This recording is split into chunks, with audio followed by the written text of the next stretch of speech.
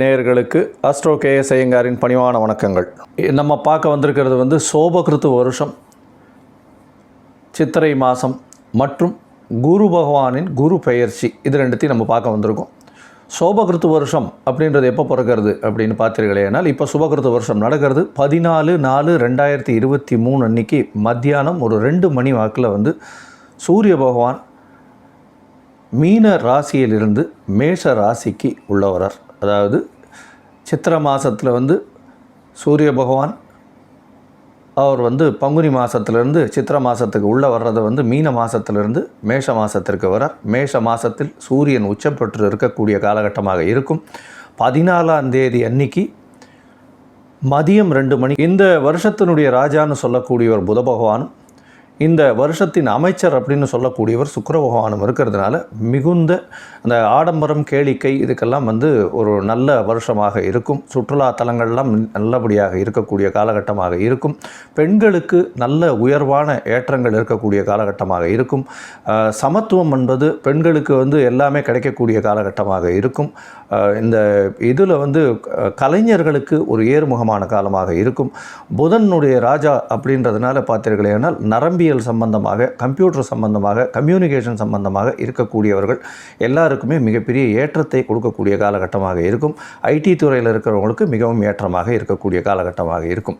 சரி, இதற்கப்புறம் வந்து நம்ம இந்த வருஷத்தில் பார்த்தீர்கள்னா பெரிய பெயர்ச்சிகள் அப்படின்னு பார்த்தீர்களேனால் மிகவும் மெதுவாக செல்லக்கூடிய கிரகம் அப்படின்னு சொல்லக்கூடிய அதாவது குரு பகவான், ராகு கேது இவர்களுடைய பெயர்ச்சி இருக்குது. இப்போ தான் வந்து நம்ம சனி பகவானுடைய பெயர்ச்சியும் பார்த்தோம்.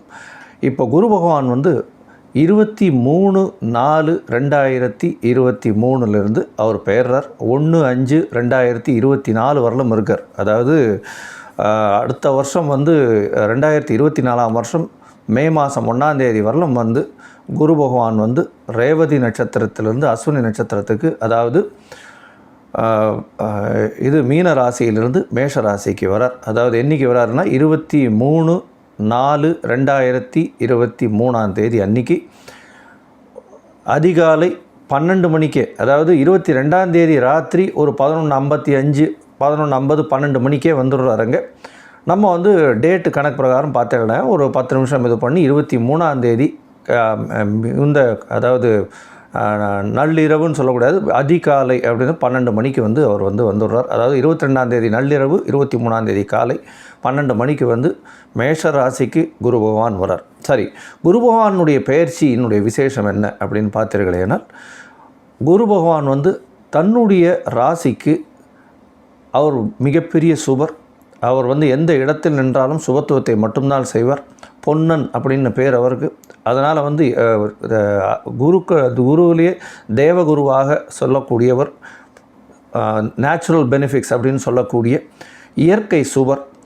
குரு பகவான் மட்டுமே முதல் இயற்கை சுபராக சொல்லக்கூடியவர். எந்த ஒரு இடத்திலும் வந்து அவர் பாவத்தன்மையை வெளிப்படுத்த மாட்டார். அதாவது துர்கிரகமாக இருக்கக்கூடிய வாய்ப்புகள் கிடையாது. 100% சுபத்துவம் பெற்ற கிரகம் அப்படின்னு சொல்லக்கூடியது குரு பகவான். அத்தோடு சேர்ந்து பௌர்ணமி சந்திரன் மற்றும் சுக்கிரனையும் சொல்கிறோம். சுக்கிரனும் சந்திரனும் வந்து மிகவும் வேகமாக, அதாவது சந்திர பகவானை பொறுத்தவரை அதிவேகமாக செல்லக்கூடிய கிரகமாக இருக்கிறதுனாலையும், சுக்கிர பகவான் வந்து மாத கிரகம்ன்றதுனாலையும் வந்து அதை ரொம்ப கணக்கில் எடுத்துக்கிறது இல்லை.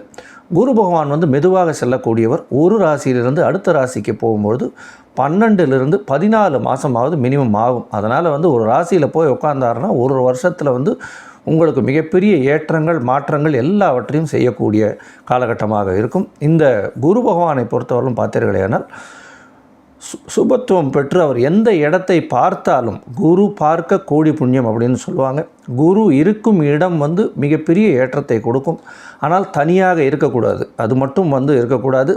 தனித்த குரு, தனித்த அந்தணன் வந்து பிரச்சனையை கொடுப்பான் அப்படின்னு சொல்லக்கூடியது ஜோதிடவியல்.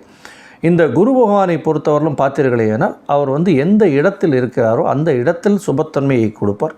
அது தவிர அவருடைய பார்வைகள்னு சொல்லக்கூடிய 7ஆம் இடம், அது வந்து எல்லா கிரகங்களுக்கும் உண்டான 180 டிகிரி பார்வை, சமசப்தம பார்வைன்னு சொல்லக்கூடியது.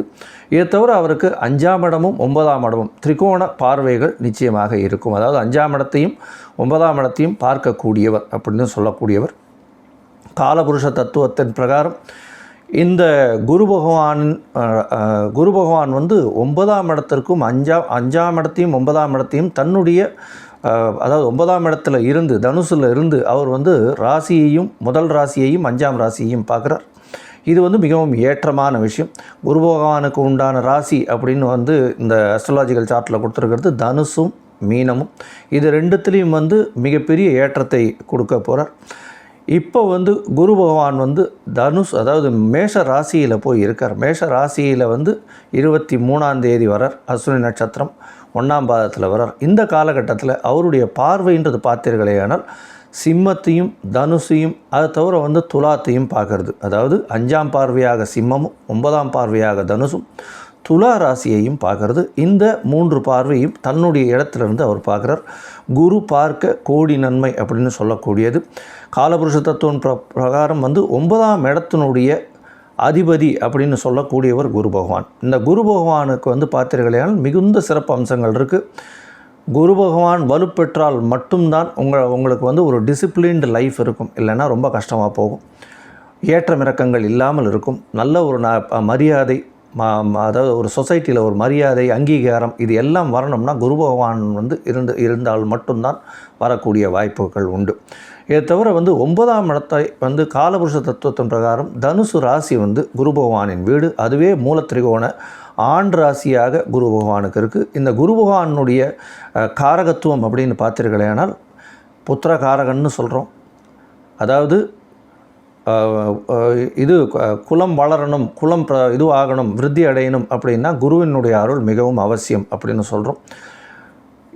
அதை தவிர பார்த்தீர்களேனால் குருவை பொறுத்தவரையிலும் பார்த்தீங்களேனால் அவர் வந்து தனகாரகன்.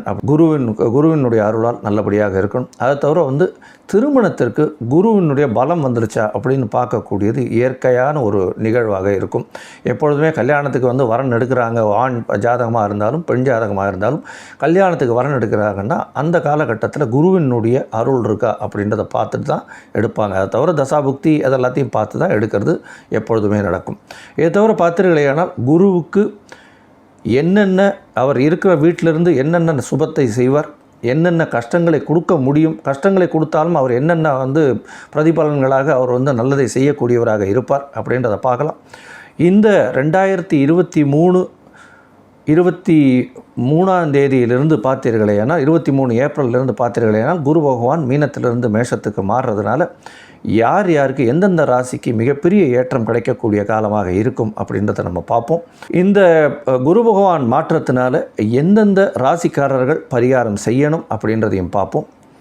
இந்த காலகட்டத்தில் எளிமையாக குரு பகவானுடைய இது வந்து பிரீத்தி செய்யக்கூடிய பரிகாரங்கள், அதாவது என்னென்ன தான தர்மங்கள் செஞ்சால் நல்லபடியாக இருக்கும், என்னென்ன அவருக்கு உண்டான காயத்ரி மந்திரம் என்ன, இதெல்லாத்தையும் நம்ம பார்ப்போம்.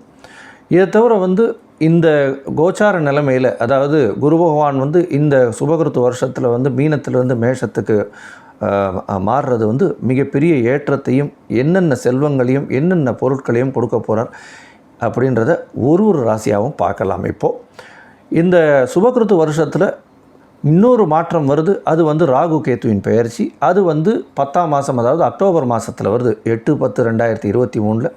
அதனுடைய வீடியோ அதை தனியாக போடுறோம். அதனுடைய இது வந்து அப்போ பார்க்கலாம். இப்போ சுபகிருத்து வருஷம் பிறக்கிறதையும் குரு பகவானுடைய மாற்றம் என்னென்ன விளைவுகளை ஏற்படுத்தும் ஒரு ராசிக்கு அப்படின்றதையும் இப்போது ஒரு ராசியாக நம்ம பார்க்கலாம். இத்தோட இந்த குரு பகவானால் அடையக்கூடிய தொல்லைகள், ஏற்றங்கள், மாற்றங்கள், அவருக்கு இருக்கக்கூடிய பரிகார ஸ்தலங்கள், என்னென்ன எளிய பரிகாரம், காயத்ரி மந்திரம், இந்த அளவுக்கு வந்து நம்ம பார்த்து அது எப்படி ஏற்றத்தை கொடுக்கும் அப்படின்றத பார்ப்போம். பொதுவாக பார்த்தீங்களேனால் குரு பகவான் வந்து ராசிக்கு முதலிடம், அதாவது ராசி ஜென்ம ராசியில் 3ஆம் இடம், 4ஆம் இடம், 6ஆம் இடம், 8ஆம் இடம், 10, 12 இந்த மாதிரியான 7 இடங்களில் இருக்கிறத வந்து அந்த அளவுக்கு சுபத்துவத்தோடு சொல்கிறது இல்லை. ஆனால் அவருடைய பார்வை மிகப்பெரிய ஏற்றத்தை கொடுக்கக்கூடும். அதாவது ராமர் காட்டுக்கு போனதை வந்து ஜென்மத்தில் குரு இருக்கும் பொழுது போனார். 3ஆம் இடத்தில் வந்து குரு பகவான் இருக்கும் பொழுது துரியோதனன் வந்து அவருடைய படையை இழந்தார். 4ஆம் இடத்தில் வந்து இருக்கும் பொழுது பார்த்தீர்களே, ராமன் வந்து காட்டுக்கு போனதாகவும் மகாபாரதத்தில் 8ஆம் இடத்துல வாலி தன்னுடைய பட்டத்தை இழந்தார் அப்படின்னும், 10ஆம் இடத்துல ஈசனாருக்கு வந்து கபாலம் எதுவாச்சு, அதாவது சாபம் வந்தது அப்படின்னு சொல்லக்கூடியதும், 12ஆம் இடத்துல சொல்லும் பொழுது ராவணேஸ்வரன் மாண்டதையும் சொல்கிறாங்க. 12ஆம் இடம் மெயினாக வந்து ராவணேஸ்வரன் வந்து 12ஆம் இடத்துல குரு பகவான் இருக்கும் பொழுது மாண்டார் அப்படின்னு சொல்கிறாங்க. அதாவது பொதுவாக என்ன சொல்கிறது அப்படின்னா, நல்ல இடங்களான சுபஸ்தானங்கள் அப்படின்னு சொல்லக்கூடிய திரிகோணங்கள் அப்படின்னு ஜோதிட சாஸ்திர பிரகாரம் வந்து 5, 9 அப்படின்ற இடம் வந்து மிகவும் வந்து உத்தமமான விஷயம். இந்த இடத்துல சுபகிரகங்கள் இருக்கணும்னு, கேந்திரங்களில் சுபகிரகங்கள் வந்து இல்லாமல் அசுபர்கள் இருப்பது நல்லது அப்படின்றது தான் வந்து ஜோதிட சாஸ்திரத்தின் பொது விதி. அதன் பிரகாரம் பார்த்தீர்களேனால் 5, 9 வந்து குரு பகவான் இருந்தாலோ குரு பகவான் பார்த்தாலோ அவர்களுக்கு மிகப்பெரிய ஏற்றம் கிடைக்கக்கூடிய காலகட்டமாக இருக்கும். இதுலேயும் பார்த்தீர்களே, ஏன்னால் குரு பகவானுக்கு வந்து அவருடைய பார்வை பலத்தின் மூலியமாக, அதாவது அவர் இருக்கும் இடத்தை விட பார்வை பலம் மிகவும் அதிகமாக இருக்கும்.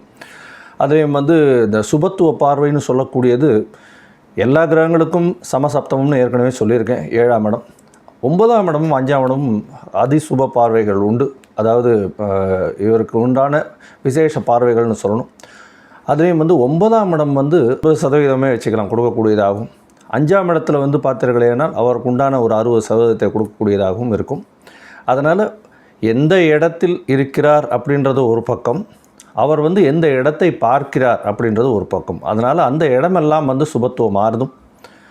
இது மிகப்பெரிய ஏற்றத்தை கொடுக்கக்கூடிய காலகட்டமாக இருக்கும். ஸோ குருவினுடைய பார்வை எப்படி இருக்குது, அதனுடைய பலன்கள் எப்படி இருக்குன்றதையும் பார்க்கலாம். இதற்கு மேலே பார்த்தீர்களேனால் பொதுவாக குரு காயத்ரி அப்படின்னு சொல்லக்கூடியது வந்து ஓம் ரிஷபத்வஜாய வித்மஹே கிருணி ஹஸ்தாய தீமஹி தன்னோ குரு பிரச்சோதயாத்து அப்படின்றது குரு காயத்ரி. ஒரு ராசிக்காரர்களுக்கு நீங்கள் காயத்ரி ஜபம் பண்ணுங்கன்னு சொன்னோன்னா அதில் வந்து மினிமம் ஒரு நாளைக்கு 3 தரமாவது இந்த காயத்ரி ஜபத்தை, குரு காயத்ரியை செய்கிறது மிகவும் விசேஷம் அப்படின்றதையும் சொல்கிறேன். இதை தவிர பார்த்தீர்களேயானால் ஓம் குருதேவாய வித்மஹே பிரம்மானந்தாய தீமஹி தன்னோ குரு பிரச்சோதயாத்து அப்படின்ற இன்னொரு காயத்ரியும் இருக்குது.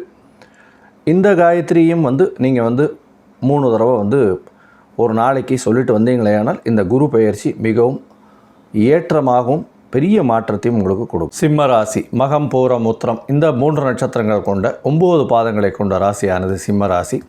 இந்த சிம்ம ராசி பார்த்தீர்களேயானால் இந்த குரு பெயர்ச்சியில் 9ஆம் இடத்துல குருவரர் மிகப்பெரிய ஏற்றமான காலம். இவ்வளோ நாளாக 8ஆம் இடத்துல தனிச்ச குருவாக இருந்து உடல் நிலையில் பிரச்சனையை கொடுத்துருந்தார், வயிறு சம்பந்தமான வியாதிகளை கொடுத்துருந்தார், பிரச்சனைகள் அதிகமாக இருந்தது. இப்போது இந்த குரு வந்து 9ஆம் இடத்துக்கு மாறுறது மிகப்பெரிய ஏற்றத்தை கொடுக்க போகுது. அதாவது ஓடிப்போனவனுக்கு 9ல் குரு அப்படின்னு சொல்லுவாங்க. அகப்பட்டவனுக்கு அஷ்டமத்தில் சனியும் ஓடிப்போனவனுக்கு 9ல் குருவும் அப்படின்றது வந்து ஜோதிட வழக்கு.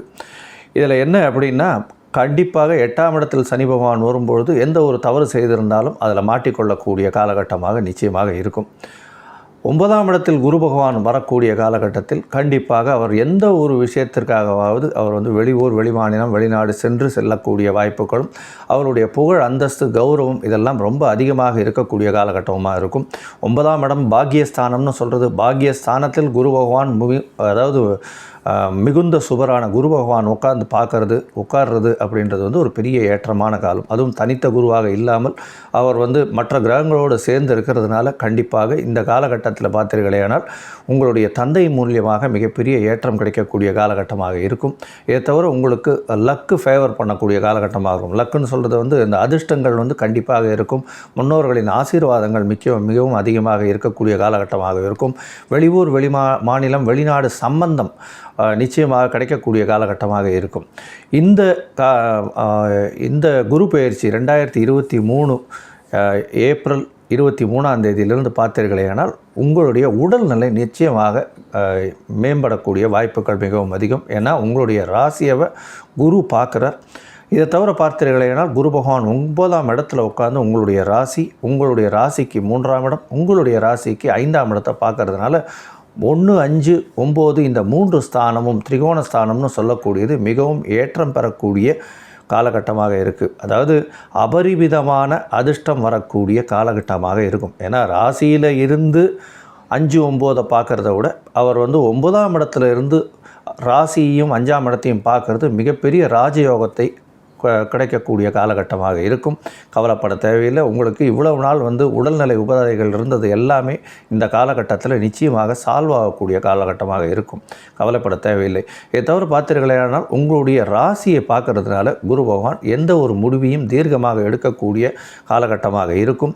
நீங்கள் எடுக்கக்கூடிய முடிவு நிச்சயமாக ஒரு பெரிய ஏற்றத்தையும் மாற்றத்தையும் உங்களுடைய ஃபேமிலியில் கொண்டு வரக்கூடிய காலகட்டமாக இருக்கும். கவலைப்பட வேண்டாம்.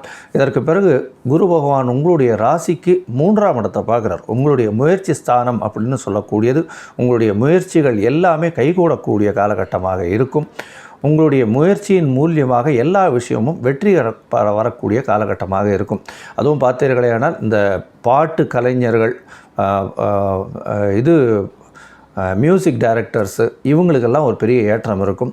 இதை தவிர பார்த்தீர்களேயானால் அரசியல், அரசு செல்வாக்கு, இந்த மாதிரியான விஷயங்கள் இருக்கிறவங்களுக்கெல்லாம் திடீர் ராஜயோகம் வரக்கூடிய காலகட்டமாக இந்த 2024 அமையப்போகக்கூடியது.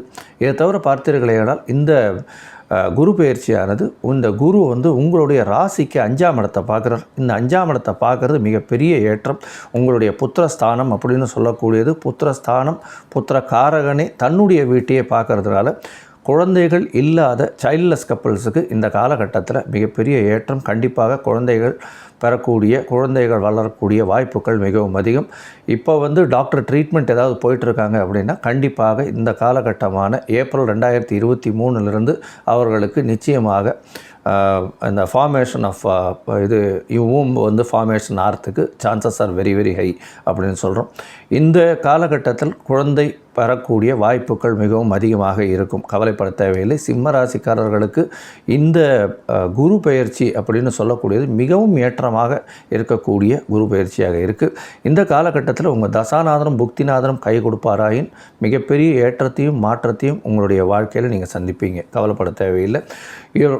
9ஆம் இடத்துலேருந்து 5ஆம் இடத்தை பார்க்கறதுனால, உங்களுடைய ராசிக்கு 5ஆம் இடத்தை பார்க்கறதுனால பதவி, புகழ், அந்தஸ்து, கௌரவம், இந்த ஹானரரி போஸ்ட்னு சொல்லக்கூடியது இதெல்லாம் உங்களுடைய வாழ்க்கையில் கண்டிப்பாக வரும். அரசியலில் இருக்கவங்களுக்கு அரசியல் செல்வாக்கு அதிகமாகும். அரசு மற்றும் அரசு துறையில் இருக்கிறவங்களுக்கு, அட்மினிஸ்ட்ரேஷனில் இருக்கிறவங்களுக்கு, அதாவது ஐபிஎஸ், ஐஏஎஸ் அந்த மாதிரி கேட்டகரியில் கவர்மெண்ட் சர்வீசஸில் இருக்கிறவங்களுக்கு மிகப்பெரிய ஏற்றம் உருவாகும். ஆலோசகர்களாக இருக்கிறவர்களுக்கு, அது தவிர பேங்கிங் செக்டர்ஸில் இருக்கிறவங்களுக்கு மிகப்பெரிய ஏற்றம் இந்த காலகட்டத்தில் சிம்மராசிக்காரர்களுக்கு கிடைக்க போகுது. இதை தவிர பார்த்தீர்களேனால் சிம்மராசிக்காரர்களுடைய உடல்நிலை ஏற்றம் இருக்கும். குழந்தைகள் மூலியமாக பெருமை வரக்கூடிய காலகட்டமாக இருக்கும். உங்களுக்கு பதவி, சுகம், அந்தஸ்து இது எல்லாமே நல்லபடியாக இருக்கும். உங்களுடைய முயற்சிகள் எல்லாமே வெற்றி பெறக்கூடிய காலகட்டமாக இருக்கும். வெளியூர், வெளிமாநிலம் சம்பந்தங்கள் ஏற்படக்கூடிய காலகட்டமாக இருக்கும். நாட்டை விட்டு வெளியில் சென்று அவர்களுடைய தொடர்பில் இருக்கக்கூடிய காலகட்டமாக இருக்கும். திடீர் பணயோகங்கள் தந்தையின் மூலியமாக வரக்கூடிய காலகட்டமாக இருக்கும். தந்தையினுடைய ஆசீர்வாதம், முன்னோர்களின் ஆசீர்வாதம் மிகவும் அதிகமாக இருக்கக்கூடிய காலகட்டமாக இருக்கும் அப்படின்றத சொல்கிறோம்.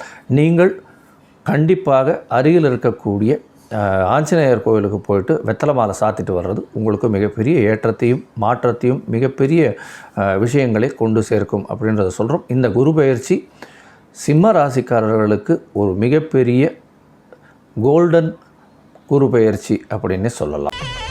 ஸ்ரீ குபேரன் டிவியை பார்த்தமைக்கு நன்றிகள். மேலும் இது போன்ற தகவல்களை தெரிந்து கொள்ள ஸ்ரீ குபேரன் டிவியை சப்ஸ்கிரைப் செய்யுங்கள். மறக்காமல் பெல் ஐக்கானை கிளிக் செய்யுங்கள்.